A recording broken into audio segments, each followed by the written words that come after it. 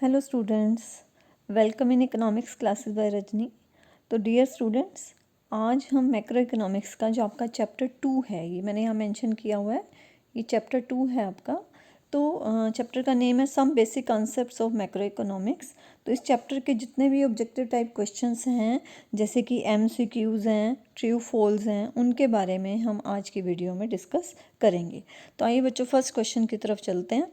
तो पहला क्वेश्चन देखिए, फर्स्ट क्वेश्चन आपके सामने। हम MCQ से स्टार्ट कर रहे हैं और MCQ में ये देखिए जो फर्स्ट क्वेश्चन है हमारा वो क्या है।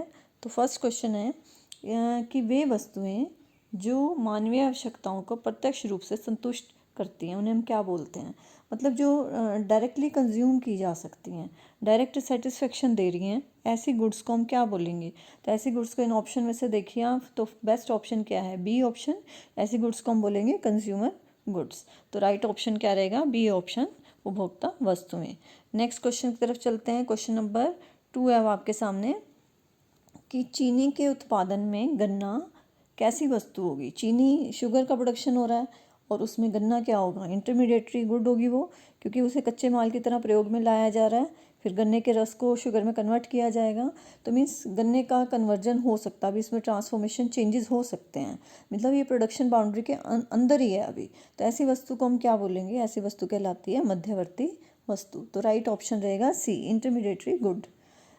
थर्ड क्वेश्चन है कि निम्नलिखित में से कौन सी वस्तु या कौन सी वस्तु जो है अर्ध टिकाऊ उपभोक्ता वस्तु है। अर्ध टिकाऊ मतलब जो कि आप ये कह सकते हैं ज़्यादा लंबे समय तक हम उनको प्रयोग में नहीं ला सकते, तो उनको हम बोलते हैं सेमी ड्यूरेबल गुड्स। तो सेमी ड्यूरेबल कंज्यूमर गुड्स कौन सी होंगी।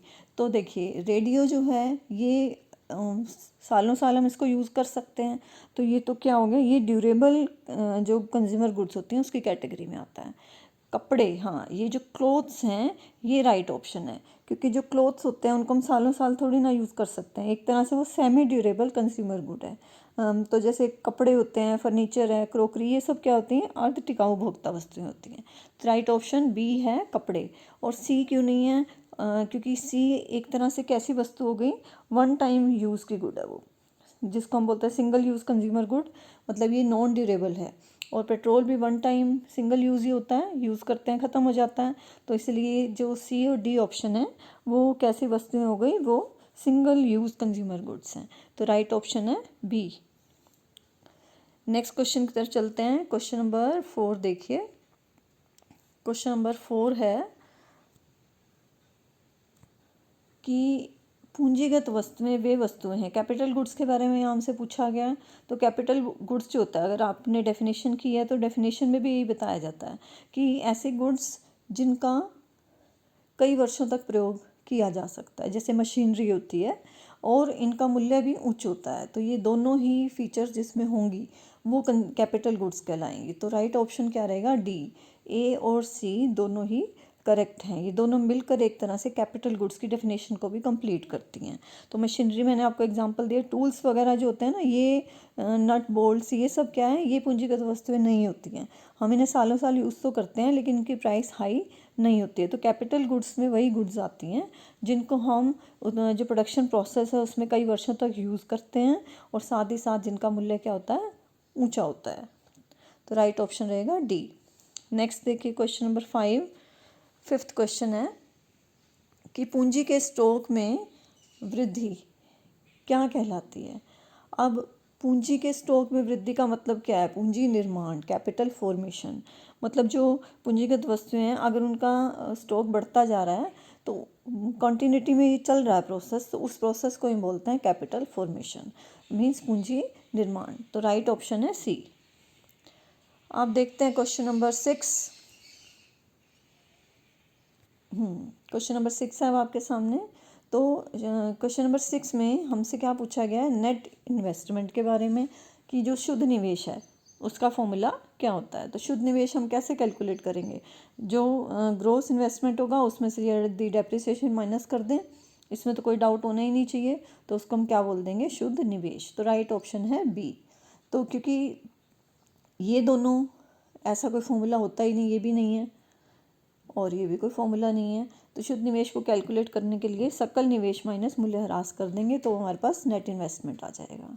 क्वेश्चन नंबर 7 है कि शुद्ध पूंजी निर्माण से क्या अभिप्राय है, क्या होता है। शुद्ध अगर नेट कैपिटल फॉर्मेशन होता है तो उसका जो इफेक्ट है वो क्या पड़ेगा, क्योंकि इन ऑप्शंस को देख के ऐसा ही लग रहा है ये पूछा गया है। तो यदि पूंजी निर्माण होगा, नेट कैपिटल फॉर्मेशन होगा, तो उससे क्या होगा, रोजगार में वृद्धि होगी नेचुरली।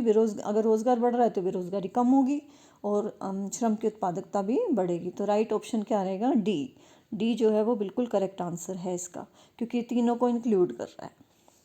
क्वेश्चन नंबर 8 की तरफ चलते हैं। देखिए क्वेश्चन नंबर 8 है अब आपके सामने। तो क्वेश्चन नंबर 8 में क्या पूछा गया है, निम्न में से मूल्यह्रास का कौन सा कारण है।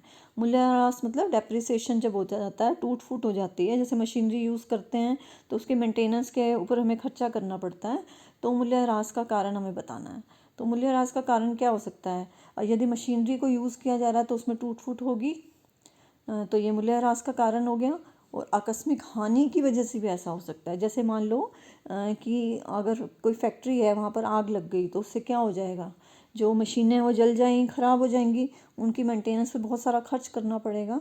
तो राइट ऑप्शन क्या रहेगा, ए और बी दोनों। फिर 9th क्वेश्चन देखिए कि निम्न में से अप्रत्याशित अप्रचलन का कौन सा कारण है। मीन्स इन्होंने पूछा अनएक्सपेक्टेड एब्सोल्सेंस का कारण क्या हो सकता है। तो अनएक्सपेक्टेड एब्सोल्सेंस में क्या हो सकता है, नेचुरल जो प्रॉब्लम्स आ जाती हैं, नेचुरल कैलामिटीज़ कह लीजिए, प्राकृतिक विपदाएँ जो होती हैं, उनको हम क्या बोल देते हैं, अप्रत्याशित अप्रचलन का कारण होते हैं। मांग में परिवर्तन, तकनीक में परिवर्तन, तो क्या ये नेचुरल प्रोसेस नहीं है, नेचर के अंडर नहीं आते हैं, ये तो ह्यूमन बीइंग के बनाए हुए हैं। तो राइट ऑप्शन क्या रहेगा, बी, क्योंकि जो प्राकृतिक विपदाएं हैं उनका अंदाज़ा लगाना बहुत मुश्किल होता है, all of sudden he happen होती हैं। तो राइट आंसर रहेगा बी ऑप्शन। आगे चलते हैं, नेक्स्ट क्वेश्चन देखिए अब अपना। क्वेश्चन नंबर 10 है कि परिवार की आय किस चर का उदाहरण है। मतलब ये स्टॉक है या आप कह सकते हैं प्रवाह है, या फिर इसको हम रिसाव का मतलब क्या होता है, इसका मतलब लीकेजेस और समावेश होते हैं इंजेक्शंस। मीन स्टॉक, फ्लो और ये रिसाव मतलब मैंने आपको भी बताया ही है, लीकेजेस और इंजेक्शंस। इनमें से कौन सी कैटेगरी में परिवार की आय को रखा जाएगा। तो परिवार की आय जो है वो प्रवाह रहेगा, क्योंकि आय जो होती है, इनकम का जो रिलेशन होता है वो पीरियड ऑफ टाइम से होता है। वो डेली वेजेस के बेसिस पर भी हो सकता है, मंथली भी हो सकता है, एनुअल भी हो सकता है। तो जो भी पीरियड ऑफ टाइम में मेजर होता है उसको हम, उस चर को हम प्रवाह बोलते हैं, फ्लो बोलते हैं। नेक्स्ट 11th है कि एक निश्चित समय अवधि में मापी जाने वाली मात्रा को क्या कहते हैं। अभी जैसे मैंने आपको बताया था कि समय अवधि की जहाँ हम बात कर रहे हैं, पीरियड ऑफ टाइम की हम यहाँ पर बात कर रहे हैं, तो पीरियड ऑफ टाइम में जो भी मेजर हम करते हैं उसको हम बोलते हैं प्रवाह। तो राइट आंसर यहाँ पर यही रहेगा, फ्लो। तो ये आपका राइट आंसर हो गया। आगे देखिए, नेक्स्ट चलते हैं क्वेश्चन नंबर 12 की तरफ। और 12 है कि निम्न में से कौन सा प्रवाह चर है। तो प्रवाह मैंने अभी आपको बताया जिसको पीरियड ऑफ टाइम में मेजर किया जा सकता है, तो पीरियड ऑफ टाइम का जिससे रिलेशन होगा उसको ही हम बोलेंगे प्रवाह चर। तो राइट आंसर इसमें क्या रहेगा, जो कंजम्पशन है वो एक कॉन्टीन्यूस प्रोसेस है। तो कंजम्पशन कॉन्टीन्यूस प्रोसेस है, चलता रहेगा, पीरियड ऑफ टाइम से रिलेटेड है ये, तो इस वजह से राइट ऑप्शन है ए।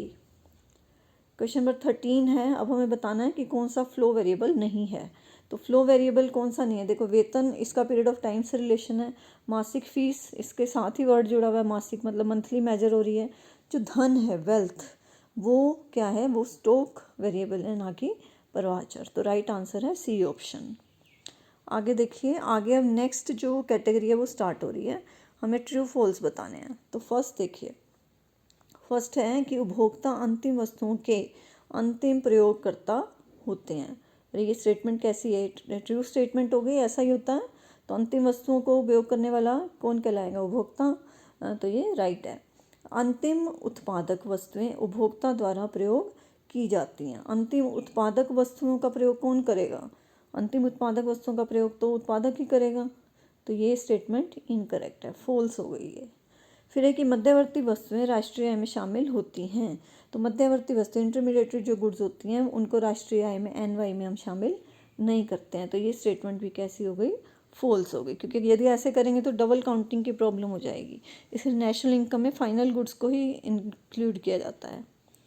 अगला क्वेश्चन देखिए, क्वेश्चन नंबर 4। देखिए फोर्थ क्वेश्चन है, ट्रैक्टर एक टिकाऊ पूंजीगत वस्तु है।